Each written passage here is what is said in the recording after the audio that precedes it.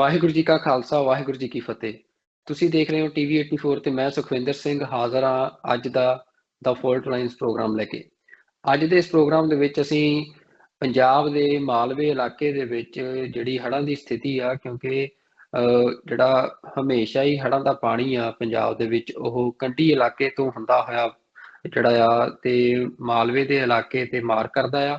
ਤੇ ਹੁਣ ਜਿਹੜਾ ਪਾਣੀ ਆ ਉਹ ਮਾਲਵੇ ਦੇ ਇਲਾਕੇ ਤੱਕ ਕਿਉਂਕਿ ਪਹੁੰਚਿਆ ਸੀ ਤੇ ਉੱਥੇ ਵੀ ਕਾਫੀ ਨੁਕਸਾਨ ਜਿਹੜਾ ਜਾਨੀ ਤੇ ਮਾਲੀ ਨੁਕਸਾਨ ਆ ਉਹ ਮਾਲਵੇ 'ਚ ਹੋਇਆ ਆ। ਖਾਸ ਤੌਰ ਤੇ ਪਾਕਿਸਤਾਨ ਦਾ ਜਿਹੜਾ ਬਾਰਡਰ ਦੇ ਨਾਲ ਲੱਗਦਾ ਪੰਜਾਬ ਦਾ ਇਲਾਕਾ ਆ ਤੇ ਉੱਥੇ ਜਿਹੜੀ ਜ਼ਮੀਨੀ ਹਾਲਾਤ ਨੇ ਉਹਨਾਂ ਬਾਰੇ ਅੱਜ ਅਸੀਂ ਗੱਲਬਾਤ ਕਰਾਂਗੇ, ਕਿਉਂਕਿ ਸਾਡੀ ਟੀਮ ਉੱਥੇ ਮੌਕੇ ਦੇ ਉੱਤੇ ਰਿਪੋਰਟਿੰਗ ਕਰਨ ਦੇ ਲਈ ਪਹੁੰਚੀ ਹੋਈ ਆ। ਜੁਝਾਰ ਸਿੰਘ ਸਾਡੇ ਨਾਲ ਉੱਥੋਂ ਜੁੜੇ ਹੋਏ ਨੇ ਤੇ ਮੈਂ ਜੁਝਾਰ ਸਿੰਘ ਨੂੰ ਜੀ ਆਇਆਂ ਨੂੰ ਕਹਿੰਦਾ ਜੀ ਆਪਣੇ ਪ੍ਰੋਗਰਾਮ ਦੇ ਵਿੱਚ। ਜੁਝਾਰ ਸਿੰਘ, ਵਾਹਿਗੁਰੂ ਜੀ ਕਾ ਖਾਲਸਾ ਵਾਹਿਗੁਰੂ ਜੀ ਕੀ ਫਤਿਹ ਜੀ। ਵਾਹਿਗੁਰੂ ਜੀ ਕਾ ਖਾਲਸਾ ਵਾਹਿਗੁਰੂ ਜੀ ਕੀ ਫਤਿਹ। ਹਾਂਜੀ ਜੁਝਾਰ ਸਿੰਘ ਜੀ, ਤੁਸੀਂ ਕਿਸ ਇਲਾਕੇ ਦੇ ਵਿੱਚ ਅੱਜ ਜਿਹੜਾ ਆ ਗਏ ਹੋ ਤੇ ਕੀ ਹਾਲਾਤ ਨੇ ਉੱਥੋਂ ਦੇ? ਇਸ ਸਮੇਂ ਅਸੀਂ ਜਿਹੜਾ ਭਾਰਤ ਪਾਕਿਸਤਾਨ ਦਾ ਬਾਰਡਰ ਆ ਫਿਰੋਜ਼ਪੁਰ ਜ਼ਿਲ੍ਹੇ ਦੇ ਵਿੱਚ ਲੱਗਦਾ ਬਸਤੀ ਖਾਨਕੇ ਤੇ ਬਸਤੀ ਰਾਮਲਾਲ, ਉੱਥੇ ਖੜੇ ਆ। ਇਹ ਇੱਥੇ ਇਸ ਸਮੇਂ ਪਾਣੀ ਦਾ ਪਹਿਲਾਂ ਨਾਲੋਂ ਪੱਧਰ ਜਿਹੜਾ ਆ ਉਹ ਘਟਿਆ ਆ ਤੇ ਅਸੀਂ ਜਿੱਥੇ ਬਸਤੀ ਖਾਨਕੇ ਖੜੇ ਆ, ਇਸ ਪਿੰਡ ਵਾਲਿਆਂ ਨੇ ਦੱਸਿਆ ਕਿ ਸਾਹਮਣੇ ਆਪਾਂ ਜਿਸ ਜਗ੍ਹਾ ਤੇ ਖੜੇ ਤੁਸੀਂ ਬੰਨ ਵਾ, ਇਹ ਰਾਤ ਖੁਰਦਾ ਵਜਿਆ ਪਰਸੋਂ ਦੀ ਰਾਤ ਇੱਥੇ, ਤੇ ਪਿੰਡ ਵਾਲਿਆਂ ਮਿਹਨਤ ਕਰਕੇ ਤੇ ਬੋਰੀਆਂ ਨਾਲ ਬੰਨਿਆ ਉਹਨੂੰ। ਤੇ ਪਹਿਲਾਂ ਨਾਲੋਂ ਪਾਣੀ ਡਾਊਨ ਆ, ਪਰ ਇਸ ਤੋਂ ਅੱਗੇ ਜਿਹੜੇ ਆ 10-15 ਪਿੰਡ ਆ ਉਹ ਹਜੇ ਵੀ ਉਹਨਾਂ ਦੇ ਵਿੱਚ ਜਿਹੜਾ ਆ ਕਾਫੀ ਪਾਣੀ ਭਰਿਆ ਹੋਇਆ ਤੇ ਆਵਾਜਾਈ ਉੱਥੇ ਨਹੀਂ ਜਾ ਰਹੀ। ਤੇ ਆਪਾਂ ਜਲਦੀ ਉਸ ਪਿੰਡ ਵੱਲ ਜਾ ਰਹੇ ਹਾਂ। ਤੇ ਇਸ ਤੋਂ ਇਲਾਵਾ ਜਿਹੜਾ ਇੱਥੋਂ ਤੁਸੀਂ ਵੇਖ ਸਕਦੇ ਜੇ ਮਗਰ ਬਾਰਡਰ ਆ, ਤਾਰ ਲੱਗੀ ਆ, BSF ਦੇ ਇੱਥੇ ਜਵਾਨ ਖੜੇ ਨੇ ਤੇ ਇੱਥੇ ਕਾਫੀ ਇਲਾਕੇ ਦੇ ਵਿੱਚੋਂ ਕਈ ਕਿਲੋਮੀਟਰ ਤੱਕ ਤਾਰ ਜਿਹੜੀ ਕੰਡਿਆਲੀ ਉਹ ਡਿੱਗ ਚੁੱਕੀ ਆ।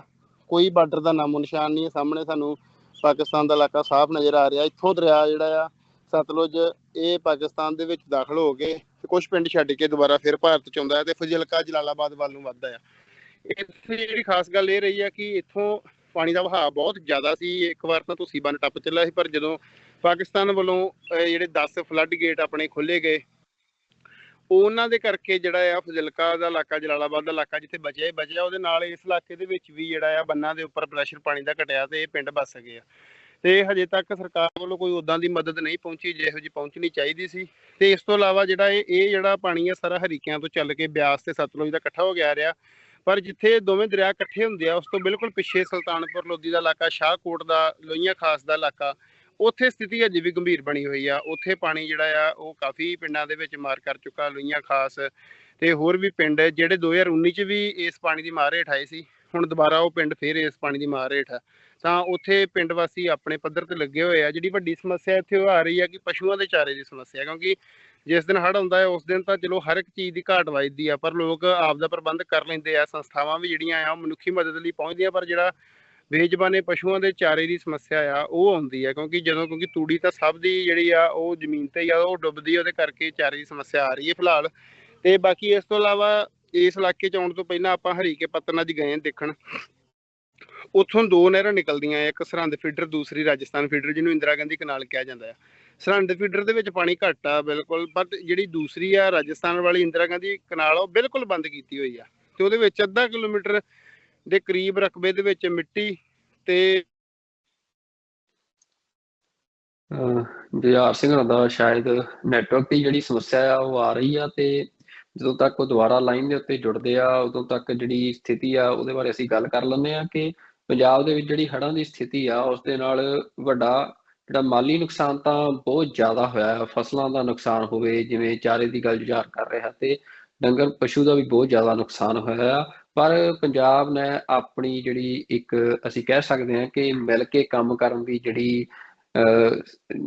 ਸੋਚ ਆ ਜਾਂ ਜਿਹੜੀ ਇੱਕ ਪੰਜਾਬ ਦਾ ਜਿਹੜਾ ਕਿਰਦਾਰ ਆ ਉਸ ਦੇ ਨਾਲ ਇਸ ਵਿਪਤਾ ਦੇ ਵਿੱਚ ਵੀ ਇਹਨੂੰ ਕੋਈ ਬਹੁਤ ਭਿਆਨਕ ਜਿਹੜੀ ਵਿਪਤਾ ਨਹੀਂ ਬਣਨ ਦਿੱਤਾ। ਤੇ ਹੁਣ ਤੱਕ ਜਿਹੜੀ ਸਥਿਤੀ ਆ ਉਹ ਇਹ ਦੇਖਣ ਚ ਆ ਰਿਹਾ ਕਿ ਬੜੇ ਥਾਵਾਂ ਦੇ ਉੱਤੇ ਜਿਹੜਾ ਪਾਣੀ ਆ ਉਸ ਦਾ ਪੱਧਰ ਘਟਣਾ ਸ਼ੁਰੂ ਹੋਇਆ। ਹਾਲਾਂਕਿ ਜਿਹੜਾ ਘੱਗਰ ਵਾਲਾ ਇਲਾਕਾ ਆ ਤੇ ਦੁਆਬੇ ਦਾ ਇਲਾਕਾ, ਜਿੱਥੇ ਬੰਨ ਜਿਹੜੇ ਟੁੱਟੇ ਆ, ਜਿਨ੍ਹਾਂ ਬੰਨਾਂ ਬਾਰੇ ਇਹ ਸਪਸ਼ਟ ਤੌਰ ਤੇ ਕਿਹਾ ਜਾ ਰਿਹਾ ਹੈ ਕਿ ਜਿਹੜੀ ਸਰਕਾਰ ਦੀ ਅਣਗਹਿਲੀ ਆ ਜਿਨ੍ਹਾਂ ਇਲਾਕਿਆਂ ਦੇ ਵਿੱਚ ਉਹ ਇਲਾਕਿਆਂ ਦੇ ਵਿੱਚ ਜ਼ਿਆਦਾ ਮਾਰ ਪਈ ਆ, ਕਿਉਂਕਿ ਜਿਹੜਾ ਉਹ ਬੰਨ੍ਹ ਸੀ ਜਿਹੜਾ ਦੁਆਬੇ ਦੇ ਵਿੱਚ, ਜਿੱਥੇ ਖਾਰ ਪਈ ਆ ਸਤਲੁਜ ਦਰਿਆ ਦੇ ਵਿੱਚ, ਉਹਦੇ ਬਾਰੇ ਲਗਾਤਾਰ ਸਰਕਾਰ ਨੂੰ ਲੋਕ ਕਹਿ ਰਹੇ ਸੀ ਕਿ ਇਸ ਬੰਨ੍ਹ ਨੂੰ ਜਿਹੜਾ ਆ ਉਹ ਪੱਕਾ ਕੀਤਾ ਜਾਵੇ ਜਾਂ ਇਸ ਦੀ ਮੁਰੰਮਤ ਕੀਤੀ ਜਾਵੇ। ਪਰ ਸਰਕਾਰਾਂ, ਅਸੀਂ ਜਾਣਦੇ ਹਾਂ ਕਿ ਜਿਹੜਾ ਇਸ ਸਮੇਂ ਸਥਿਤੀ ਆ, ਸਿਰਫ ਹੁਣ ਜਦੋਂ ਪਾਣੀ ਲੋਕਾਂ ਦੇ ਘਰਾਂ 'ਚ ਵੜਿਆ ਤਾਂ ਉੱਥੇ ਜਾ ਕੇ ਫੋਟੋ ਸ਼ੂਟ ਕਰਾਉਣ ਤੱਕ ਜਿਹੜੇ ਆ ਵਿਧਾਇਕ ਜਾਂ ਸਿਆਸੀ ਆਗੂ ਜਿਹੜੇ ਆ ਉਹ ਸੀਮਤ ਨੇ। ਪਰ ਜਦੋਂ ਵਿਪਤਾ ਆਉਣ ਤੋਂ ਪਹਿਲਾਂ ਦੇ ਜਿਹੜੇ ਸਮੇਂ ਦੇ ਕਰਨ ਵਾਲੇ ਕੰਮ ਹੁੰਦੇ ਨੇ, ਉਹਨਾਂ ਦੇ ਲਈ ਕੋਈ ਵੀ ਜਿਹੜੇ ਯਤਨ ਆ ਉਹ ਨਹੀਂ ਕੀਤੇ ਜਾਂਦੇ, ਤੇ ਹਾਲਾਤ ਅਸੀਂ ਦੇਖਿਆ ਕਿ ਬਦਤਰ ਹੋਏ ਨੇ। ਖਾਸ ਤੌਰ ਤੇ ਉਹਨਾਂ ਇਲਾਕਿਆਂ ਦੇ ਵਿੱਚ ਬਦਤਰ ਹੋਏ ਆ ਜਿੱਥੇ ਮੈਨ-ਮੇਡ ਡਿਜ਼ਾਸਟਰ ਬਣਿਆ ਹੈ ਹੜ੍ਹ। ਕਿਉਂਕਿ ਇਹ ਗੱਲ ਬੜੀ ਸਮਝਣ ਵਾਲੀ ਆ ਕਿ ਕੁਝ ਜਿਹੜਾ ਫਲੱਡ ਏਰੀਆ ਦਰਿਆਵਾਂ ਦਾ ਹੈ, ਜਿੱਥੇ ਪਾਣੀ ਦਰਿਆ ਦਾ ਜਿਹੜਾ ਆ ਉਹ ਆਪਣੇ ਦਰਿਆ ਦੇ ਨਾਲ ਕੰਢਿਆਂ ਦੇ ਉੱਤੇ ਜਿਹੜਾ ਆ ਉਹ ਲੰਘਿਆ, ਤੇ ਸਮੇਂ ਦੇ ਨਾਲ ਦਰਿਆ ਉਹ ਪਾਣੀ ਮਾਰ ਕਰਦਾ ਹੋਇਆ ਤੇ ਮੁੜ ਜਿਹੜਾ ਦਰਿਆ ਦਾ ਲਾਂਘਾ ਆ ਉਹਦੇ ਵਿੱਚ ਪੈ ਕੇ ਤੇ ਅੱਗੇ ਚਲੇ ਗਿਆ। ਖਾਸ ਤੌਰ ਤੇ ਜਿਹੜਾ ਸੁਲੇਮਾਨ ਕੀ ਡੈਮ ਦੇ ਉੱਤੇ ਪਾਕਿਸਤਾਨ ਵੱਲੋਂ ਜਿਹੜੇ ਗੇਟ, ਫਲੱਡ ਗੇਟ ਖੋਲੇ ਗਏ ਆ, ਉਹਨਾਂ ਨੇ ਜਿਹੜਾ ਅਸੀਂ ਕਹਿ ਸਕਦੇ ਹਾਂ ਕਿ ਮਾਲਵੇ ਦਾ ਇਲਾਕਾ ਆ ਉਸ ਨੂੰ ਡੁੱਬਣੋਂ ਪੂਰੀ ਤਰ੍ਹਾਂ ਬਚਾ ਲਿਆ ਹੈ। ਕਿਉਂਕਿ ਜਿਹੜੀ ਮਾਰ ਆ ਬੰਨ੍ਹ ਦੇ ਉੱਤੇ ਉਵੇਂ ਦੀ ਨਹੀਂ ਪਈ ਮਾਲਵੇ ਦੇ ਵਿੱਚ, ਜਿਸ ਦੇ ਨਾਲ ਕਿ ਜਿਵੇਂ ਜੁਝਾਰ ਸਿੰਘ ਨੇ ਦੱਸਿਆ ਕਿ ਜਿਹੜੇ ਬੰਨ੍ਹ ਉਹ ਖੁਰਦੇ ਤੇ ਪ੍ਰੈਸ਼ਰ ਘਟਣ ਕਰਕੇ ਪਾਣੀ ਦਾ, ਤੇ ਜਿਹੜਾ ਆ ਪਾਣੀ ਬੜਾ ਛੇਤੀ ਜਿਹੜਾ ਆ ਉਹ ਆਪਣੇ ਰਾਹ ਥਾਣੀ ਹੁੰਦਾ ਹੋਇਆ ਆਪਣੀ ਮੰਜ਼ਿਲ ਵੱਲ ਨੂੰ ਵਧਿਆ ਆ। ਪਰ ਜਿਹੜੀ ਗੱਲ ਆ ਜਿੱਥੇ ਅਸੀਂ ਦੇਖਿਆ ਕਿ ਭਾਵੇਂ ਉਹ ਘੱਗਰ ਦਾ ਇਲਾਕਾ ਹੋਵੇ, ਜਿੱਥੇ ਕਿ ਜਿਹੜੀ ਡਿਵੈਲਪਮੈਂਟ ਦੇ ਨਾਂ ਦੇ ਉੱਤੇ ਜਿਹੜੇ ਚੋਅ ਨੇ ਜਾਂ ਜਿਹੜੇ ਸਰੋਤ ਨੇ ਪਾਣੀ ਦੇ, ਉਹਨਾਂ ਦੇ ਵਿੱਚ ਜਿਹੜੀਆਂ ਇਮਾਰਤਾਂ ਸਾਰੀਆਂ ਗਈਆਂ, ਜਿਨ੍ਹਾਂ ਦੇ ਚੱਲਦਿਆਂ ਵੱਡਾ ਜਿਹੜਾ ਡਰੇਨੇਜ ਸਿਸਟਮ ਆ ਜਾਂ ਪਾਣੀ ਦਾ ਫਲੋ ਆ ਉਹ ਰੁਕਿਆ। ਉਹਦੇ ਵਿੱਚ ਜਿਹੜਾ ਮਤਲਬ ਉਹਦੇ 'ਚ ਉਹ ਡਿਵਰਜਨ ਆਈ ਤੇ ਉਹ ਲੋਕਾਂ ਦੇ ਘਰਾਂ ਤੱਕ, ਸ਼ਹਿਰਾਂ ਦੇ ਵਿੱਚ ਉਸਨੇ ਵੱਡਾ ਨੁਕਸਾਨ ਕੀਤਾ ਹੈ। ਤੇ ਜੁਝਾਰ ਸਿੰਘ ਦੁਬਾਰਾ ਲਾਈਨ ਤੇ ਜੁੜਿਆ। ਹਾਂਜੀ ਜੁਝਾਰ ਸਿੰਘ, ਤੁਸੀਂ ਦੱਸ ਰਹੇ ਸੀ ਵੀ ਜਿਹੜੀ ਸਥਿਤੀ ਆ ਉੱਥੇ ਗਰਾਊਂਡ ਦੇ ਉੱਤੇ, ਤੁਹਾਡਾ ਕਨੈਕਸ਼ਨ ਟੁੱਟ ਗਿਆ ਸੀ, ਆਪਣੀ ਗੱਲ ਜਾਰੀ ਰੱਖਿਓ ਜੀ। ਮੈਂ ਗੱਲ ਕਰ ਰਿਹਾ ਸੀ ਕਿ ਜਿਹੜਾ ਹਰੀਕੇ ਪੱਤਨ ਤੋਂ ਜਦੋਂ ਅਸੀਂ ਆਏ ਆ ਤਾਂ ਉੱਥੇ ਇੰਦਰਾ ਗਾਂਧੀ ਕਨਾਲ ਦੇ ਵਿੱਚ ਅੱਧਾ ਕਿਲੋਮੀਟਰ ਦੇ ਕਰੀਬ ਮਿੱਟੀ ਤੇ ਬੂਟੀ ਜੰਮੀ ਹੋਈ ਸੀ, ਜਿਹੜਾ ਤਰਕੇ ਦਿੱਤਾ ਜਾਂਦਾ ਕਿ ਹੜ੍ਹ ਵੇਲੇ ਪਾਣੀ ਇਸ ਲਈ ਨਹੀਂ ਛੱਡਿਆ ਜਾਂਦਾ ਕਿ ਉਹਦੇ ਵਿੱਚ ਸਿਲਟ ਜੰਮ ਜਾਂਦੀ ਆ। ਤਾਂ ਉਹਦੀ ਰਿਸਪੌਂਸਿਬਿਲਟੀ, ਉਹਦੀ ਜ਼ਿੰਮੇਵਾਰੀ ਸਰਕਾਰ ਦੀ ਆ, ਲੋਕਾਂ ਦੀ। ਜੋ ਲੋਕ ਉੱਥੇ ਭੁਗਤ ਰਹੇ ਨੇ ਉਹਨਾਂ ਦੀ ਨਹੀਂ। ਜੇ ਪਾਣੀ ਨਹੀਂ ਵੀ ਛੱਡਿਆ ਉਹਦੇ ਬਾਵਜੂਦ ਉਹ ਅੱਧਾ ਕਿਲੋਮੀਟਰ ਦੇ ਕਰੀਬ ਜਿਹੜੀ ਰਾਜਸਥਾਨ ਵਾਲੀ ਨਹਿਰ ਆ ਉਹ ਆਲਰੇਡੀ ਜਾਮ ਹੋ ਚੁੱਕੀ ਆ। ਤਾਂ ਇਹ ਸਮੇਂ ਹਾਲਾਤ ਨੇ। ਸਾਡੇ ਨਾਲ ਮਿਸਲ ਸਤਲੁਜ ਤੋਂ ਦਵਿੰਦਰ ਸਿੰਘ ਸੇਖੋਂ ਤੇ ਬੱਬੂ ਖੋਸਾ ਪੱਤਰਕਾਰ, ਉਹ ਸਾਰੇ ਨਾਲ ਨੇ ਇਲਾਕੇ ਦਾ। ਅਸੀਂ ਅਗਲੇ ਪਿੰਡਾਂ ਦੇ ਵਿੱਚ ਜਾਵਾਂਗੇ, ਜੋ ਵੀ ਸਥਿਤੀ ਹੋਈ ਉਹਦੇ ਬਾਰੇ ਪਹੁੰਚਾਵਾਂਗੇ। ਤੇ ਇੱਥੇ ਇਸ ਸਮੇਂ ਜਿਸ ਜਗ੍ਹਾ ਤੇ ਅਸੀਂ ਖੜੇ ਆ, ਇਹ ਤੁਸੀਂ ਬੰਨ ਆ, ਇਹ ਬਿਲਕੁਲ ਕੰਢੇ ਉਸ ਦਿਨ ਬਚਿਆ ਉਸ ਰਾਤ। ਜੇ ਇੱਥੋਂ ਇਹ ਟੁੱਟਦਾ ਬੰਨ ਤਾਂ ਬਹੁਤ ਵੱਡਾ ਨੁਕਸਾਨ ਹੋ ਸਕਦਾ ਸੀ, ਜਿਹਦਾ ਕੋਈ ਕਿਆਸ ਨਹੀਂ ਸੀ ਲਾਇਆ ਜਾ ਸਕਦਾ। ਤੇ ਜੁਝਾਰ ਸਿੰਘ, ਇੱਕ ਨੈਟਵਰਕ ਦੀ ਸਮੱਸਿਆ ਹੈ, ਪਰ ਜਿਹੜੀ ਸਥਿਤੀ ਲੋਕਾਂ ਦੀ ਮਦਦ ਦੀ ਆ, ਉਹ ਸਰਕਾਰ ਦੇ ਪ੍ਰਬੰਧ ਕਿਵੇਂ ਦੇ ਨੇ? ਲੋਕ ਜਿਹੜੇ ਆ ਉਹਨਾਂ ਦੇ ਲਈ ਕੀ ਜ਼ਰੂਰੀ ਜਿਹੜੀਆਂ ਵਸਤਾਂ ਨੇ ਉਹ ਪਹੁੰਚ ਰਹੀਆਂ ਨੇ? ਕਿਹੋ ਜਿਹੇ ਹਾਲਾਤ ਨੇ ਮਦਦ ਦੇ ਤੌਰ ਤੇ ਅਸੀਂ ਦੇਖੀਏ? ਕਿਉਂਕਿ ਹੁਣ ਪਾਣੀ ਕਾਫੀ ਉੱਤਰ ਚੁੱਕਿਆ ਆ, ਜਿਹੜੇ ਰਿਲੀਫ ਤੇ ਕਾਰਜ ਨੇ ਉਹ ਬੜੇ ਤੇਜ਼ ਹੋ ਜਾਣੇ ਚਾਹੀਦੇ ਸੀ। ਵੇਖੋ, ਜਿਹੜੇ ਰੈਸਕਿਊ ਕਾਰਜ ਆ ਉਹ ਤਾਂ ਚਲੋ ਠੀਕ ਚੱਲਿਆ ਇੱਥੇ ਫੌਜ ਵੱਲੋਂ ਜਾਂ NDRF ਵੱਲੋਂ ਜਾਂ ਹੋਰ ਵੀ ਇੱਥੇ ਜਥੇਬੰਦੀਆਂ ਪੰਜਾਬ 'ਚ, ਖਾਲਸਾ ਏਡ ਵਗੈਰਾ ਜਾਂ ਹੋਰ ਸੰਸਥਾਵਾਂ ਵੱਲੋਂ ਇੱਥੇ ਰਿਲੀਫ ਦਾ ਕਾਰਜ, ਰਾਹਤ ਕਾਰਜ ਚਲਾਏ ਗਏ। ਰੈਸਕਿਊ ਆਪਰੇਸ਼ਨ ਤਕਰੀਬਨ ਇੱਥੇ ਠੀਕ ਰਿਹਾ ਕਿ ਲੋਕ ਜਾਨੀ ਨੁਕਸਾਨ ਦਾ ਬਚਾ ਰਿਹਾ। ਪਰ ਜਿਹੜੀ ਦੂਸਰੀ ਉਸ ਤੋਂ ਬਾਅਦ ਰਾਹਤ ਆਉਣੀ ਚਾਹੀਦੀ ਆ, ਉਹਦੇ ਵਿੱਚ ਹਜੇ ਤੱਕ ਕੋਈ ਖਾਸ ਰਾਹਤ ਨਹੀਂ। ਲੋਕ ਮੱਛਰਦਾਨੀਆਂ ਦੀ ਸਮੱਸਿਆ ਆ ਰਹੀ, ਦਵਾਈਆਂ ਦੀ ਸਮੱਸਿਆ ਆ ਰਹੀ, ਡਿਟੋਲ ਦੀ ਬੱਚਿਆਂ ਦੇ ਪੀਣ ਵਾਸਤੇ ਦੁੱਧ ਦੀ ਸਮੱਸਿਆ ਆ ਰਹੀ ਆ, ਤੇ ਦੂਸਰੀ ਗੱਲ ਪਸ਼ੂਆਂ ਦੇ ਚਾਰੇ ਦੀ ਵੱਡੀ ਸਮੱਸਿਆ। ਇਹ ਸਾਰੀਆਂ ਹਜੇ ਜਿਹੜੀਆਂ ਬੜੀਆਂ ਮੂਲ ਲੋੜਾਂ ਨੇ ਉਹਦੇ ਵਾਸਤੇ ਕੋਈ ਪਹੁੰਚ ਨਹੀਂ ਕੀਤੀ ਗਈ। ਅਸੀਂ ਇਸ ਇਲਾਕੇ ਦੇ ਵਿੱਚ ਕਾਫੀ ਸਮੇਂ ਤੋਂ ਫਿਰ ਰਹੇ ਹਾਂ, ਕੋਈ ਅਸੀਂ ਸਰਕਾਰ ਦੀ ਕੋਈ ਅਜਿਹਾ ਵਹੀਕਲ ਨਹੀਂ ਵੇਖਿਆ, ਕੋਈ ਅਫਸਰ ਨਹੀਂ ਮੌਕੇ ਤੇ ਵੇਖਿਆ। ਹਾਂ, ਇਹ ਜ਼ਰੂਰ ਪਤਾ ਲੱਗਾ ਕਿ ਅੱਜ ਇਸ ਇਲਾਕੇ 'ਚ ਮੁੱਖ ਮੰਤਰੀ ਭਗਵੰਤ ਮਾਨ ਹੋ ਕੇ ਗਏ ਨੇ, ਪਰ ਉਹ ਸਿਰਫ ਅਸੀਂ ਦੇਖਿਆ ਜਾਵੇ ਤਾਂ ਇੱਕ ਫੋਟੋ ਸ਼ੂਟ ਦਾ ਦੌਰ ਹਜੇ ਚੱਲ ਰਿਹਾ ਆ। ਜਿਹੜੇ ਗਰਾਊਂਡ ਤੇ ਕਾਰਜ ਆ, ਕਿਉਂਕਿ ਵੇਖੋ ਰੈਸਕਿਊ ਦਾ ਕੰਮ ਸਭ ਤੋਂ ਪ੍ਰਾਇਰ ਹੁੰਦਾ ਆ, ਉਹ ਹੋ ਚੁੱਕਾ। ਚਲੋ ਕਾਫੀ ਲੋਕਾਂ ਦੇ ਪਸ਼ੂ ਰੁੜੇ ਵੀ ਨੇ, ਪਰ ਗੱਲ ਇਹ ਹੁੰਦੀ ਹੈ ਕਿ ਸਰਕਾਰ ਦਾ ਕੰਮ ਇੱਕ ਵਾਰ ਤਾਂ ਲੋਕ, ਪੰਜਾਬ ਦੇ ਲੋਕ ਇੰਨੇ ਕੁ ਹਿੰਮਤੀ ਨੇ ਜੋ ਮੁਸੀਬਤ ਪੈਂਦੀ ਝੱਲ ਲੈਂਦੇ, ਪਰ ਜਿਹੜੀ ਰੀਸੈਟਲਮੈਂਟ ਆ, ਰੀਹੈਬਲੀਟੇਸ਼ਨ ਆ, ਉਹ ਜ਼ਿੰਮੇਵਾਰੀ ਸਰਕਾਰ ਦੀ ਹੁੰਦੀ ਹੈ। ਕਿਉਂਕਿ ਲੋਕ ਉਹ ਸਰਕਾਰ ਨੂੰ ਟੈਕਸ ਤਾਰਦੇ ਨੇ, ਲੋਕ ਚੁਣ ਕੇ ਸਰਕਾਰ ਦੇ ਨੁਮਾਇੰਦਿਆਂ ਨੂੰ ਜਿਤਾਉਂਦੇ ਨੇ। ਤਾਂ ਜਿਹੜੀ ਹੁਣ ਉਹ ਰੀਹੈਬਲੀਟੇਸ਼ਨ ਆ, ਹਜ਼ਾਰਾਂ ਏਕੜ ਫਸਲ ਆ ਜੋ ਪਾਣੀ ਦੇ ਵਿੱਚ ਡੁੱਬ ਗਈ ਆ, ਗਲ ਚੁੱਕੀ ਆ, ਕਈਆਂ ਦੇ ਪਸ਼ੂ ਮਾਰੇ ਜਾ ਚੁੱਕੇ ਆ, ਕਈਆਂ ਦੇ ਪੂਰੇ ਸਾਲ ਦਾ ਦਾਣੇ ਇਕੱਠੇ ਕੀਤੇ ਉਹ ਗਲ ਗਏ, ਪੂਰੇ ਸਾਲ ਦੀ ਤੂੜੀ ਖਤਮ ਹੋ ਚੁੱਕੀ ਆ, ਪਸ਼ੂਆਂ ਦੇ ਪੱਠੇ ਖਤਮ ਹੋ ਚੁੱਕੇ ਨੇ, ਕਈਆਂ ਦੇ ਕੱਚੇ ਘਰ ਢਹਿ ਗਏ ਨੇ। ਬਹੁਤ ਵੱਡੀ ਗਿਣਤੀ 'ਚ ਇਹਦਾ ਹਜੇ ਐਗਜ਼ੈਕਟ ਫਿਗਰ ਸਾਹਮਣੇ ਨਹੀਂ ਆਏਗੀ, ਪਾਣੀ ਉਤਰੇਗਾ ਪਤਾ ਲੱਗੇਗਾ। ਵੱਡੀ ਗਿਣਤੀ 'ਚ ਗਰੀਬਾਂ ਦੇ ਘਰ ਨੇ ਜਿਹੜੇ ਉਹ ਵੀ ਢੱਠ ਚੁੱਕੇ ਨੇ। ਤਾਂ ਉਹ ਚੀਜ਼ ਜਿਹੜੀ ਆ, ਜਦੋਂ ਹੜ੍ਹ ਦੀ ਖਬਰਾਂ ਖਤਮ ਹੁੰਦੀਆਂ ਆ, ਉਹ ਸਾਰਾ ਕੁਝ ਨਾਲ ਹੀ ਖਤਮ ਹੋ ਜਾਂਦਾ। ਉਸ ਤੋਂ ਬਾਅਦ ਕੋਈ ਸਾਰ ਲੈਣ ਉੱਥੇ ਨਹੀਂ ਆਉਂਦਾ। ਤੇ ਹਾਲੇ ਵੀ ਇਹੀ ਲੱਗ ਰਿਹਾ ਕਿ ਕੋਈ ਸੀਰੀਅਸ ਸਰਕਾਰ ਵੱਲੋਂ ਇਹਨਾਂ ਚੀਜ਼ਾਂ ਦੇ ਉੱਪਰ ਸਟੈਪ ਨਹੀਂ ਚੁੱਕਿਆ ਜਾ ਰਿਹਾ। ਜਿੱਥੇ ਕਿਤੇ ਮੀਡੀਆ ਦਾ ਦਬਾਅ ਲੱਗਦਾ ਆ, ਉੱਥੇ ਇਹਨਾਂ ਦੇ ਆ ਕੇ ਨੁਮਾਇੰਦੇ ਪਹੁੰਚਦੇ ਆ, ਵਿਧਾਇਕ ਪਹੁੰਚਦੇ ਆ ਜਾਂ ਮੰਤਰੀ ਪਹੁੰਚਦੇ ਆ। ਉੱਥੇ ਵੀ ਅਸੀਂ ਦੇਖਣ ਡਿਆ ਕਿ ਬੜੀਆਂ ਬਚਕਾਨਾ ਹਰਕਤਾਂ, ਕੋਈ ਕਿਸ਼ਤੀ ਤੇ ਚੜਨ ਦੇ ਪਿੱਛੇ ਲੜ ਰਿਹਾ, ਕੋਈ ਫੋਟੋਆਂ ਖਿਚਵਾ ਰਿਹਾ, ਕਿਤੇ ਲੋਕ ਗਲ ਪੈ ਰਹੇ ਆ ਕਿ ਤੁਸੀਂ ਫੋਟੋਆਂ ਖਿਚਾਉਣ ਆਏ ਹੋ। ਵੀ ਕੋਈ ਸੀਰੀਅਸ ਕਹਿ ਲਈਏ ਵੀ ਸਰਕਾਰ ਵੱਲੋਂ ਕਦਮ ਆ, ਉਹ ਹਜੇ ਤੱਕ ਵੇਖਣ ਨੂੰ ਨਹੀਂ ਮਿਲਿਆ। ਬਿਲਕੁਲ ਜੀ ਸਿੰਘ, ਜਿਹੜੀ ਇਹ ਸਥਿਤੀ ਦੀ ਤੁਸੀਂ ਗੱਲ ਕੀਤੀ ਆ, ਮਤਲਬ ਇਹ ਤਾਂ ਸਾਰੇ ਲੋਕ ਹੀ ਦੇਖ ਰਹੇ ਆ ਕਿ ਜਿਵੇਂ ਦਾ ਫੋਟੋ ਸ਼ੂਟ ਵਿਧਾਇਕਾਂ ਦਾ ਚੱਲ ਰਿਹਾ। ਪਰ ਜਿਹੜੀ ਰੀਸੈਟਲਮੈਂਟ ਦੀ ਗੱਲ ਆ, ਰੀਹੈਬਿਲਿਟੇਸ਼ਨ ਦੀ ਗੱਲ ਆ, ਉਹ ਅਸੀਂ ਦੇਖਿਆ ਕਿ 2019 ਦੇ ਹੜ੍ਹਾਂ ਤੋਂ ਬਾਅਦ ਵੀ ਲੋਕਾਂ ਨੂੰ ਜਿਹੜੀ ਮਦਦ ਆ ਸਰਕਾਰੀ ਤੌਰ ਤੇ ਉਹ ਉਵੇਂ ਦੀ ਨਹੀਂ ਮਿਲੀ ਕਿ ਜਿਹਦੇ ਨਾਲ ਉਹਨਾਂ ਦਾ ਨੁਕਸਾਨ ਪੂਰਾ ਹੋ ਸਕੇ। ਤਾਂ ਹੁਣ ਜਿਹੜੀ ਆਮ ਲੋਕਾਂ ਦੇ ਵਿੱਚ ਗੱਲਬਾਤ ਹੁੰਦੀ ਹੈ, ਜੋ ਤੁਸੀਂ ਲੋਕਾਂ ਨੂੰ ਮਿਲਦੇ ਹੋ, ਤਾਂ ਸਰਕਾਰ ਤੋਂ ਲੋਕਾਂ ਨੂੰ ਕਿਹੋ ਜਿਹੀ ਆਸ ਆ? ਦੇਖੋ, ਜਿਹੜੀ ਤੁਸੀਂ ਪਹਿਲਾਂ ਗੱਲ ਕੀਤੀ ਰੀਸੈਟਲਮੈਂਟ ਦੀ, ਤਾਂ ਲੋਹੀਆਂ ਖਾਸ ਦਾ ਇਲਾਕਾ ਹੈ ਜਿਹੜਾ, ਜੋ ਸ਼ਾਹਕੋਟ ਸੁਲਤਾਨਪੁਰ ਲੋਧੀ ਦੇ ਵਿਚਲੇ ਪਿੰਡ 2019 ਚ ਪਾਣੀ ਦੀ ਮਾਰ ਹੇਠ ਆਏ ਸੀ, ਤਾਂ ਉੱਥੇ ਹਜੇ ਤੱਕ ਵੀ ਲੋਕ ਆਪਣੇ ਪੈਰਾਂ ਸਿਰ ਨਹੀਂ ਹੋ ਸਕੇ। ਤਾਂ ਉੱਥੇ ਕੁਝ ਸੰਸਥਾਵਾਂ ਜਿਵੇਂ ਖਾਲਸਾ ਏਡ ਹੋ ਗਈ ਜਾਂ ਇੱਦਾਂ ਦੀਆਂ ਸਿੱਖ ਸੰਸਥਾਵਾਂ ਨੇ ਜਿਨ੍ਹਾਂ ਵੱਲੋਂ ਰਿਲੀਫ ਪਹੁੰਚਾਈ ਗਈ, ਤੇ ਉਹਨਾਂ ਵੱਲੋਂ ਹਲੇ ਤੱਕ ਵੀ ਕਈ ਪਿੰਡਾਂ 'ਚ ਕਾਰਜ ਜਾਰੀ ਸੀ। ਤਾਂ ਉੱਤੋਂ ਇਹ ਮਾਰ ਜਿਹੜੀ ਆਣ ਪਈ ਹੈ, ਤਾਂ ਲੋਕਾਂ ਦੀ ਇਹੀ ਹੁੰਦਾ ਹੈ ਕਿ ਲੋਕਾਂ ਨੂੰ ਇਹ ਆਸ ਹੁੰਦੀ ਹੈ ਸਰਕਾਰ ਤੋਂ ਕਿ ਜਿਨ੍ਹਾਂ ਨੂੰ ਅਸੀਂ ਟੈਕਸ ਤਾਰਦੇ ਹਾਂ, ਜਿਨ੍ਹਾਂ ਦੇ ਰਾਜ ਦੇ ਵਿੱਚ ਅਸੀਂ ਰਹਿ ਰਹੇ ਹਾਂ, ਵੀ ਉਹ ਘੱਟੋ ਘੱਟ ਜਿਹੜੀਆਂ ਸਾਡੀਆਂ ਬੇਸਿਕ ਲੋੜਾਂ ਨੇ ਜਿਹੜੀਆਂ, ਉਹਨਾਂ ਨੂੰ ਤਾਂ ਪੂਰਾ ਕਰਨ। ਲੋਕ ਇੱਥੇ ਕਾਫੀ ਖੇਤ ਨੇ ਜਿਹੜੇ ਤਾਰੋਂ ਪਾਰ ਪਾਉਂਦੇ ਆ, ਉਹਨਾਂ ਦਾ ਬਿਲਕੁਲ ਨਾਮੋ ਨਿਸ਼ਾਨ ਨਹੀਂ। ਪਾਣੀ ਉਤਰਨ ਤੇ ਪਤਾ ਲੱਗੇਗਾ ਵੀ ਖੇਤ ਵੀ ਬਚੇ ਨੇ ਕਿ ਜਾਂ ਉਹ ਵੀ ਰੁੜ ਗਏ ਨੇ।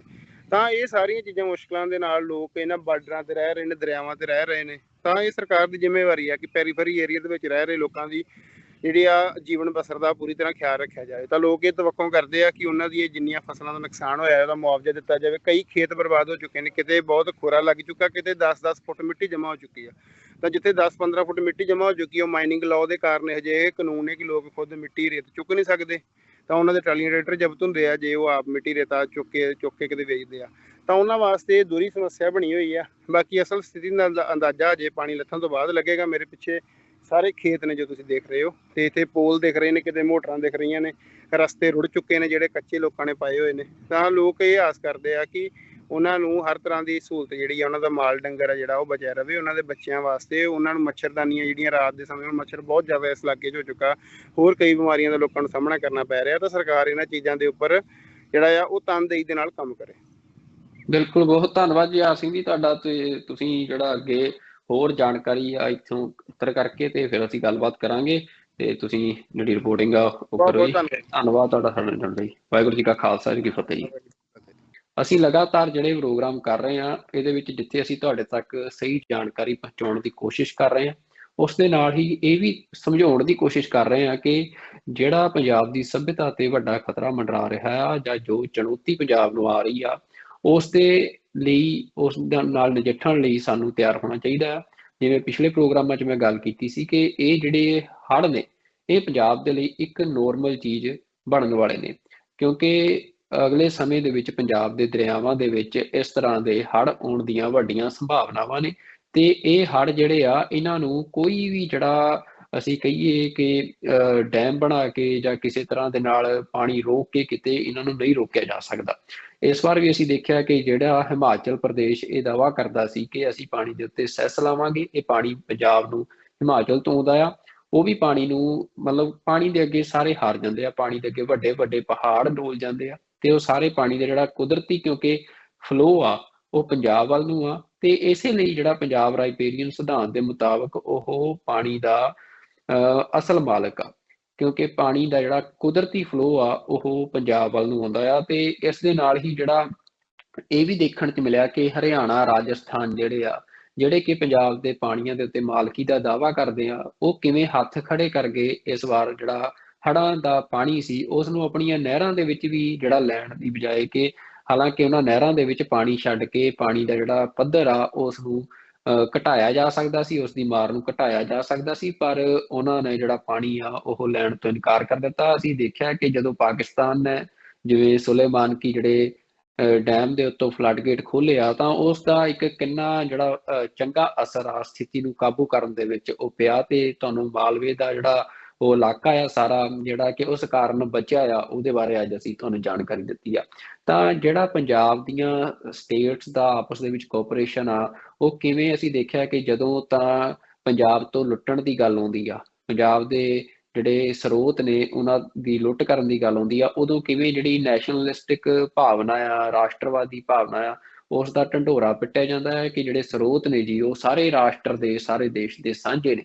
ਪਰ ਜਦੋਂ ਵਿਪਤਾ ਦੀ ਗੱਲ ਆਉਂਦੀ ਆ, ਉਦੋਂ ਪੰਜਾਬ ਜਿਹੜਾ ਆ ਉਸ ਨੂੰ ਇਕੱਲਾ ਛੱਡਿਆ ਜਾਂਦਾ ਆ, ਕਿਉਂਕਿ ਸ਼ਾਇਦ ਪੰਜਾਬ ਦੇ ਨਾਲ ਇਸ ਕਿਸੇ ਤਰ੍ਹਾਂ ਦੀ ਜਿਹੜੀ ਸਾਂਝ ਆ, ਉਹ ਮਤਲਬ ਦਿਲਾਂ ਦੀ ਸਾਂਝ ਨਹੀਂ ਆ। ਪੰਜਾਬ ਇਸੇ ਲਈ ਇੱਕ ਵੱਡੀ ਜੱਦੋਜਹਿਦ ਵੀ ਕਰ ਰਿਹਾ ਇਸ ਭਾਰਤੀ ਪ੍ਰਬੰਧ ਦੇ ਵਿੱਚ, ਤੇ ਇਸ ਵਿਪਤਾ ਦੇ ਸਮੇਂ ਪੰਜਾਬ ਦੇ ਲੋਕਾਂ ਨੇ ਇਸ ਨੂੰ ਦੇਖਿਆ ਵੀ, ਤੇ ਪੰਜਾਬ ਦੇ ਲੋਕਾਂ ਦੇ ਵਿੱਚ ਇਹ ਆਮ ਖੁੰਡ ਚਰਚਾ ਵੀ ਹੁਣ ਬਣ ਗਈ ਆ ਕਿ ਪੰਜਾਬ ਨੂੰ ਆਪਣਾ ਜਿਹੜਾ ਭਵਿੱਖ ਆ ਜਾਂ ਆਪਣੇ ਹਾਲਾਤ ਨੇ, ਆਪਣੀਆਂ ਚੁਣੌਤੀਆਂ ਨੇ, ਉਹਨਾਂ ਦੇ ਨਾਲ ਆਪ ਹੀ ਲੜਨਾ ਪੈਣਾ ਹੈ।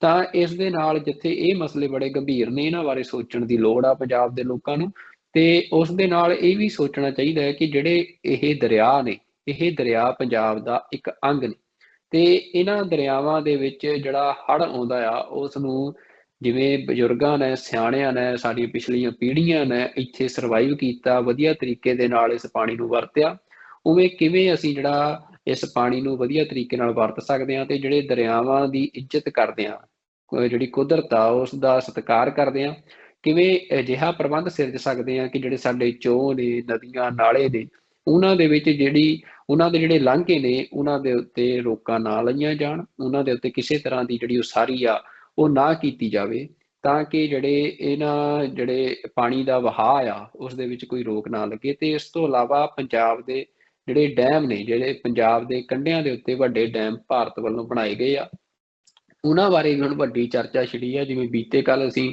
ਗੰਗਵੀਰ ਸਿੰਘ ਰਾਠੌਰ ਨਾਲ ਵੀ ਗੱਲ ਕੀਤੀ ਸੀ, ਉਹ ਬੜੀ ਸੁਣਨਯੋਗ ਗੱਲ ਸੀ ਕਿ ਜਿਹੜੇ ਇਹ ਡੈਮ ਨੇ ਇਹ ਪੰਜਾਬ ਦੇ ਲਈ ਕਿਸੇ ਵੀ ਤਰ੍ਹਾਂ ਸਹਾਈ ਨਹੀਂ ਆ।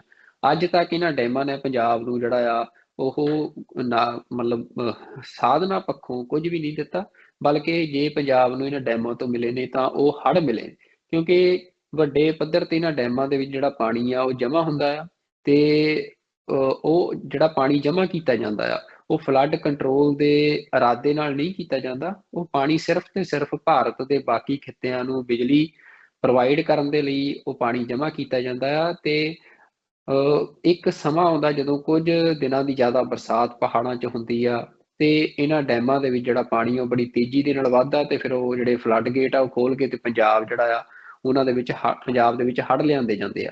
ਤੇ ਨਾਲ ਹੀ ਪੰਜਾਬ ਪੋਲੀਟੀਕਲ ਲੜਾਈ ਲੜ ਰਿਹਾ ਇੱਕ ਆਪਣੇ ਹੱਕਾਂ ਦੀ, ਤੇ ਇਹਨਾਂ ਡੈਮਾਂ ਦਾ ਪ੍ਰਬੰਧ ਭਾਰਤੀ ਸਰਕਾਰ ਕੋਲ ਆ, ਜਿਹਦੇ ਖਿਲਾਫ ਪੰਜਾਬ ਦੀ ਜ਼ਿਆਦਾਤਰ ਜਿਹੜੀ ਹੱਕਾਂ ਦੀ ਲੜਾਈ ਆ। ਤੇ ਪੰਜਾਬ ਦੇ ਉੱਤੇ ਵੱਡਾ ਹਮਲਾ ਵੀ ਭਾਰਤ ਸਰਕਾਰ ਵੱਲੋਂ 1984 ਦੇ ਵਿੱਚ ਕੀਤਾ ਜਾ ਚੁੱਕਿਆ ਹੈ, ਜਿਹਦੇ ਵਿੱਚ ਕਿ ਪੂਰੀ ਤਰ੍ਹਾਂ ਭਾਰਤ ਦੀਆਂ ਸਾਰੀਆਂ ਫੌਜਾਂ ਨੂੰ ਸ਼ਾਮਲ ਕੀਤਾ ਗਿਆ ਸੀ। ਤੇ ਇਹ ਵੀ ਜਿਹੜਾ ਇੱਕ ਵੱਡਾ ਡਰ ਆ ਕਿ ਹੋ ਸਕਦਾ ਕਿਸੇ ਵੀ ਸਮੇਂ ਜਿਹੜਾ ਆ ਇਹ ਜਿਹੜੇ ਡੈਮ ਨੇ ਇਹਨਾਂ ਨੂੰ ਇੱਕ ਵੈਪਨ ਵਜੋਂ ਯੂਜ਼ ਕੋਈ ਵੀ ਬੰਦਾ ਕਰ ਸਕਦਾ ਆ, ਜਾਂ ਕਿਸੇ ਵੀ ਤਰੀਕੇ ਦੇ ਨਾਲ ਇਹਨਾਂ ਡੈਮਾਂ ਨੂੰ ਵਰਤ ਕੇ ਪੰਜਾਬ ਦਾ ਵੱਡਾ ਜਾਨੀ ਮਾਲੀ ਨੁਕਸਾਨ ਕੀਤਾ ਜਾ ਸਕਦਾ। ਤੇ ਹੁਣ ਵੀ ਜਿਹੜੀ ਸਥਿਤੀ ਆ ਉਸ ਦੇ ਵਿੱਚ ਇਹ ਗੱਲ ਸਪਸ਼ਟ ਹੋਈ ਆ ਕਿ ਜਿਹੜਾ BBMB ਅਦਾਰਾ ਕੇਂਦਰ ਦੇ ਪ੍ਰਬੰਧ ਅਧੀਨ ਚੱਲਦਾ ਆ, ਉਹ ਇਹ ਗੱਲ ਕਹਿ ਰਿਹਾ ਸੀ ਕੁਝ ਦਿਨ ਪਹਿਲਾਂ ਕਿ ਜਿਹੜਾ ਇਹਨਾਂ ਡੈਮਾਂ ਦੇ ਰਾਹੀਂ ਪਾਣੀ ਜਿਹੜਾ ਆ ਉਹ ਛੱਡਣ ਦੀ ਤਾਕ 'ਚ ਸੀ, ਜਦ ਕਿ ਦੂਜੇ ਪਾਸੇ ਪੰਜਾਬ ਵਿੱਚ ਵੀ ਬਰਸਾਤ ਕਾਰਨ ਪਹਿਲਾਂ ਹੀ ਜਿਹੜਾ ਪੂਰੀ ਤਰ੍ਹਾਂ ਦੇ ਨਾਲ ਸਾਰਾ ਪੰਜਾਬ ਦਾ ਇਲਾਕਾ ਉਹ ਜਲਥਲ ਹੋਇਆ ਪਿਆ ਸੀ। ਪਰ ਪੰਜਾਬ ਦੇ ਵਿੱਚੋਂ ਲੋਕਾਂ ਦੇ ਰੋਹ ਦੇ ਚੱਲਦਿਆਂ, ਜਾਂ ਫਿਰ ਲੋਕ ਜਿਹੜੇ ਆ ਉਹ ਮਤਲਬ ਭੜਕ ਸਕਦੇ ਸੀ, ਤੇ ਇਸ ਦੇ ਚੱਲਦਿਆਂ ਜਿਹੜਾ BBMB ਨੂੰ ਆਪਣਾ ਫੈਸਲਾ ਟਾਲਣਾ ਪਿਆ।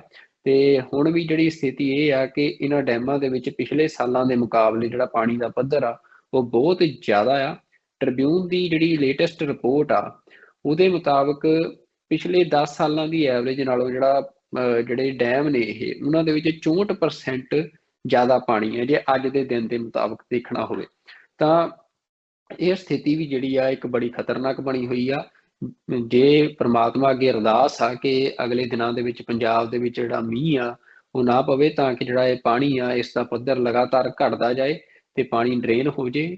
ਤਾਂ ਕਿਉਂਕਿ ਅਗਲੇ ਦਿਨਾਂ ਦੇ ਵਿੱਚ ਜਿਹੜਾ ਸਾਉਣ ਦਾ ਮਹੀਨਾ, ਬਰਸਾਤ ਦਾ ਮਹੀਨਾ ਆ, ਉਹਦੇ ਵਿੱਚ ਮੀਂਹ ਤਾਂ ਹੋਣਾ ਹੀ ਨਹੀਂ। ਤੇ ਪਹਾੜਾਂ ਤੋਂ ਜਿਹੜਾ ਲਗਾਤਾਰ ਪਾਣੀ ਹੈ ਇਹਨਾਂ ਡੈਮਾਂ ਦੇ ਵਿੱਚ ਉਹ ਬੜੀ ਤੇਜ਼ੀ ਨਾਲ ਆ ਰਿਹਾ ਹੈ, ਤੇ ਇਹ ਡੈਮਾਂ ਦੇ ਵਿੱਚੋਂ ਪਾਣੀ ਛੱਡਣ ਤੋਂ ਇਲਾਵਾ ਕੋਈ ਹੋਰ ਰਾਹ ਨਹੀਂ ਹੋਣਾ। ਤੇ ਜਦੋਂ ਤੱਕ ਉਹ ਪਾਣੀ ਡੈਮਾਂ 'ਚੋਂ ਛੱਡਿਆ ਜਾਵੇ ਉਦੋਂ ਤੱਕ ਇਹੀ ਅਰਦਾਸ ਕਰ ਰਹੇ ਹਾਂ ਕਿ ਜਿਹੜਾ ਇਹ ਪਾਣੀ ਹੁਣ ਪੰਜਾਬ ਦੇ ਪਿੰਡਾਂ ਦੇ ਵਿੱਚ ਵੜਿਆ ਆ, ਇਸ ਦਾ ਪੱਧਰ ਘੱਟ ਜੇ, ਤਾਂ ਕਿ ਜਿਹੜਾ ਇੱਕ ਪਾਣੀ ਚੋਕ ਨਾ ਹੋਵੇ ਦਰਿਆਵਾਂ ਦਾ ਤੇ ਇੱਕ ਲਾਂਘਾ ਪਾਣੀ ਨੂੰ ਮਿਲ ਜੇ। ਤਾਂ ਸਥਿਤੀ ਜਿਹੜੀ ਆ ਉਹ ਅਸੀਂ ਪੰਜਾਬ ਦੀ ਸਭਿਅਤਾ ਦੇ ਜੇ ਹਿਸਾਬ ਨਾਲ ਦੇਖਣੀ ਹੋਵੇ ਤਾਂ ਇੱਕ ਬੜੀ ਖਤਰਨਾਕ ਬਣੀ ਹੋਈ ਆ ਕਿ ਜਿਹੜੀ ਪਾਲਿਸੀ ਆ ਪੰਜਾਬ ਦੇ ਕਲਾਈਮੇਟ ਨੂੰ ਲੈ ਕੇ ਜਾਂ ਪੰਜਾਬ ਦੇ ਡੈਮਾਂ ਨੂੰ ਲੈ ਕੇ, ਦਰਿਆਵਾਂ ਨੂੰ ਲੈ ਕੇ, ਉਹ ਭਾਰਤ ਸਰਕਾਰ ਕਿਉਂਕਿ ਇਸ ਦਾ ਪ੍ਰਬੰਧ ਕਰ ਰਹੀ ਸੀ, ਪੰਜਾਬ ਦੇ ਹੱਥ ਵਿੱਚ ਕੁਝ ਨਹੀਂ ਸੀ। ਤਾਂ ਕੋਈ ਵੀ ਪੰਜਾਬ ਸੈਂਟਰਿਕ ਪਾਲਿਸੀ ਅੱਜ ਤੱਕ ਇਹਦੇ ਲਈ ਨਹੀਂ ਬਣੀ। ਤੇ ਹੁਣ ਜਿਹੜੇ ਹਾਲਾਤ ਨੇ ਉਹ ਇਹ ਨੇ ਕਿ ਭਾਰਤ ਸਰਕਾਰ ਵੀ ਜਿਹੜੀ ਆ ਮਤਲਬ ਇੱਕ ਉਸ ਦੀ ਤਰਜੀਹ ਵੀ ਨਹੀਂ, ਤੇ ਸ਼ਾਇਦ ਹੁਣ ਹਾਲਾਤ ਵੀ ਨਹੀਂ ਕਿ ਉਹ ਇਹਨਾਂ ਫਲੱਡਸ ਨੂੰ ਕੰਟਰੋਲ ਕਰ ਸਕੇ। ਇਸੇ ਲਈ ਅਸੀਂ ਦੇਖਿਆ ਕਿ ਜਦੋਂ ਹੁਣ ਹੜ੍ਹ ਆਏ ਤਾਂ ਭਾਰਤ ਸਰਕਾਰ ਬਿਲਕੁਲ ਹੱਥ ਖੜੇ ਕਰਕੇ ਤਮਾਸ਼ਾ ਦੇਖ ਰਹੀ ਸੀ। ਸਾਰੀਆਂ ਸਰਕਾਰਾਂ ਦਾ ਇਹੋ ਹਾਲ ਸੀ, ਤਮਾਸ਼ਾ ਦੇਖਣ ਵਾਲੀ ਗੱਲ ਸੀ। ਬਿਪਤਾ ਸਿਰਫ ਲੋਕਾਂ ਲਈ ਛੱਡ ਦਿੱਤੀ ਗਈ, ਤੇ ਹੁਣ ਇਹ ਪੰਜਾਬ ਦੇ ਲੋਕਾਂ ਦੇ ਆ ਕਿ ਉਹ ਸਤਰਕ ਹੋਣ, ਸੁਚੇਤ ਹੋਣ। ਪੰਜਾਬੀ ਜਿੱਥੇ ਵੀ ਬੈਠਾ ਆ ਉਹ ਇਸ ਗੱਲ ਨੂੰ ਗੰਭੀਰਤਾ ਨਾਲ ਲਵੇ। ਪੰਜਾਬ ਦੇ ਪਾਣੀਆਂ ਦਾ ਮਸਲਾ ਬਹੁਤ ਗੰਭੀਰ ਮਸਲਾ ਆ। ਪੰਜਾਬ ਦੇ ਦਰਿਆਵਾਂ ਨੂੰ ਕਿਵੇਂ ਸਾਂਭਣਾ ਹੈ, ਪੰਜਾਬ ਦੇ ਪਾਣੀ ਨੂੰ ਕਿਵੇਂ ਸਾਂਭਣਾ ਹੈ, ਇਸ ਗੱਲ ਬਾਰੇ ਪੰਜਾਬ ਦੇ ਵਿੱਚ ਜਿਹੜੀ ਵੱਡੀ ਡਿਬੇਟ, ਡਿਸਕਸ਼ਨ ਆ ਉਹ ਛਿੜਨੀ ਚਾਹੀਦੀ ਆ। ਅਸੀਂ ਲਗਾਤਾਰ ਇਸ ਪ੍ਰੋਗਰਾਮ ਦੇ ਰਾਹੀਂ ਇਹ ਕੋਸ਼ਿਸ਼ ਕਰ ਰਹੇ ਹਾਂ ਕਿ ਜਿਹੜੀ ਇਸ ਹੜ੍ਹਾਂ ਦੇ ਬਾਰੇ ਗੰਭੀਰ ਚਰਚਾ ਆ ਉਹ ਛਿੜੇ, ਤੇ ਅਸੀਂ ਪੰਜਾਬ ਦੇ ਇੱਕ ਚੰਗੇ ਭਵਿੱਖ ਦੇ ਲਈ, ਪੰਜਾਬ ਨੂੰ ਬਚਾਉਣ ਦੇ ਲਈ ਕੁਝ ਅਸਾਰੂ ਕਦਮ ਪੁੱਟ ਸਕੀਏ। ਤੇ ਆਸ ਕਰਦੇ ਹਾਂ ਕਿ ਤੁਸੀਂ ਜਿਹੜੀ ਸਾਡੀ ਇਹ ਗੱਲਬਾਤ ਆ ਇਸ ਨੂੰ ਹੋਰ ਲੋਕਾਂ ਤੱਕ ਪਹੁੰਚਾਉਣ ਦੇ ਵਿੱਚ ਸਾਡੀ ਮਦਦ ਕਰੋਗੇ ਜਾਂ ਸਾਡੇ ਪ੍ਰੋਗਰਾਮ ਨੇ, ਕਿਉਂਕਿ ਤੁਸੀਂ ਜਾਣਦੇ ਹੋ ਕਿ ਲੋਕ ਪੱਖੀ ਮੀਡੀਆ ਜਿਹੜਾ ਆ ਉਸ ਦੀ ਆਵਾਜ਼ ਲਗਾਤਾਰ ਬੰਦ ਕੀਤੀ ਜਾ ਰਹੀ ਆ, ਤੇ ਸਾਡੇ ਵੀ ਜਿਹੜੇ ਚੈਨਲ ਨੂੰ ਲਗਾਤਾਰ ਜਿਹੜਾ ਆ ਇਸ ਤੇ ਪਾਬੰਦੀਆਂ ਲਾਈਆਂ ਜਾ ਰਹੀਆਂ ਨੇ, ਲੋਕਾਂ ਤੱਕ ਇਸ ਦੀ ਰੀਚ ਘਟਾਈ ਜਾ ਰਹੀ ਆ। ਤਾਂ ਤੁਸੀਂ ਹੀ ਜਿਹੜਾ ਸਾਡੇ ਇਸ ਲਿੰਕ ਨੂੰ ਆਪਣੇ ਸੱਜਣਾ, ਮਿੱਤਰਾਂ, ਰਿਸ਼ਤੇਦਾਰਾਂ ਤੱਕ ਸਾਂਝਾ ਕਰਕੇ ਸਾਡੀ ਰੀਚ ਉਹਨਾਂ ਤੱਕ ਕਰ ਸਕਦੇ ਹੋ। ਅਸੀਂ ਲਗਾਤਾਰ ਕੋਸ਼ਿਸ਼ ਕਰ ਰਹੇ ਹਾਂ ਕਿ ਸਰਕਾਰ ਦੇ ਇਹਨਾਂ ਮੀਡੀਆ ਦੀ ਆਵਾਜ਼ ਨੂੰ ਬੰਦ ਕਰਾਉਣ ਦੇ ਜਿਹੜੇ ਫਰਮਾਨਾਂ ਦੇ ਖਿਲਾਫ ਆਪਣੀ ਲੜਾਈ ਜਾਰੀ ਰੱਖੀਏ, ਤੇ ਅਸੀਂ ਲੋਕਾਂ ਦੀ ਆਵਾਜ਼ ਬਣ ਕੇ ਲੋਕਾਂ ਦੇ ਲਈ ਬੋਲਦੇ ਰਹੀਏ। ਤੇ ਆਸ ਕਰਦੇ ਹਾਂ ਕਿ ਤੁਸੀਂ ਸਾਡੀ ਜਿਹੜੀ ਸਪੋਰਟ ਆ ਇਸ ਰੂਪ 'ਚ ਜ਼ਰੂਰ ਕਰੋਗੇ ਕਿ ਸਾਡੀ ਆਵਾਜ਼ ਵੱਧ ਤੋਂ ਵੱਧ ਲੋਕਾਂ ਤੱਕ ਪਹੁੰਚਾਓਗੇ। ਤੇ ਅੱਜ ਦੇ ਪ੍ਰੋਗਰਾਮ ਦੇ ਵਿੱਚ ਇੰਨਾ ਹੀ। ਅਗਲੇ ਪ੍ਰੋਗਰਾਮ ਦੇ ਵਿੱਚ ਕਿਸੇ ਹੋਰ ਮੁੱਦੇ ਦੇ ਨਾਲ, ਕਿਸੇ ਹੋਰ ਮਹਿਮਾਨ ਦੇ ਨਾਲ ਤੁਹਾਡੇ ਅੱਗੇ ਹਾਜ਼ਰ ਹੋਵਾਂਗੇ। ਉਦੋਂ ਤੱਕ ਰੱਬ ਰਾਖਾ। ਵਾਹਿਗੁਰੂ ਜੀ ਕਾ ਖਾਲਸਾ, ਵਾਹਿਗੁਰੂ ਜੀ ਕੀ ਫਤਿਹ।